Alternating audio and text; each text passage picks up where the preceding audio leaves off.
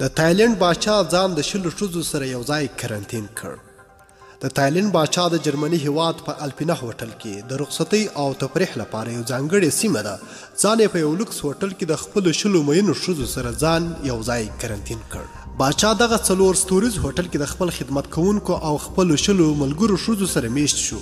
دغه هوټل اوس د نورو ټولو خلکو په وړاندې په پوره ډول بند شوی دی.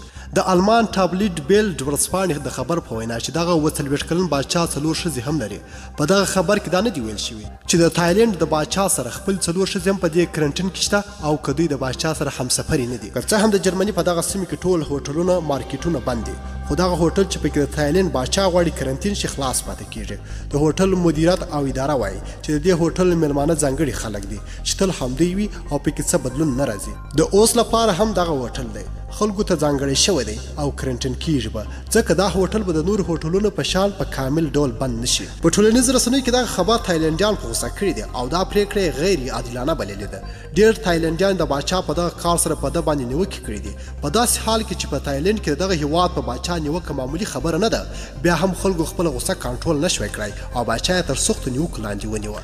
د تایلند اساسي قانون په بنسټ کې چیرې څوک د دغه هیواد باچا او یا هم د شاهي کورنۍ کوم بل غړي ته سپکاوی وکړي او حتی په هغه نیوکه هم وکړي، تر 15 کلونو پورې به د زندان جزا سره مخامخ کېدای شي. خو په ټویټر کې بیا تایلندي فعالانو ویلي که په داسې یو حالت کې چې په نړۍ کې وبا روانه وي د تایلند د دغه وبا سره لاس او ګریوان وي، زموږ باچا په جرمني کې په شاندار هوټل کې د 20 مینو ښځو سره عیش او عشرت کوي، نو داسې یو باچا ته موږ اړتیا د څه لرو؟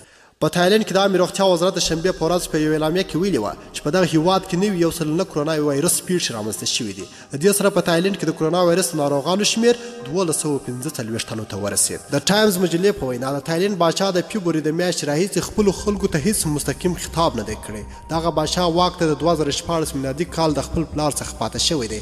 د پلار په تایلند باندې 80 کاله حکمراني وکړه. په تایلند کې د نوي کرونا وایرس په حق وروستي معلومات دا دي چې په دغه هیواد کې تر اوسه 1388 کسان په دې وایرس ګرفتار شوي دي. د دې جملې څخه 143 پیښې نوي رامنځته شوي دي. د دې ټول ناروغانو څخه 7 کسان خپل ژوند نه لاس ورکړی دی. 9 کسانو بیا له دې وژونکي وایرس څخه شفا موندلې ده. د ویډیو له کتلو مو ډېر زیاته مینه او مننه. کوم دغه ویډیو خوښ شوي حتماً یې د سر لایک او شیر کړئ. د لا ښایسته او په زړه پورې مطالبو لپاره زموږ چینل حتماً سبسکرایب کړئ. تر بیا او بلې ویډیو د الله په امان.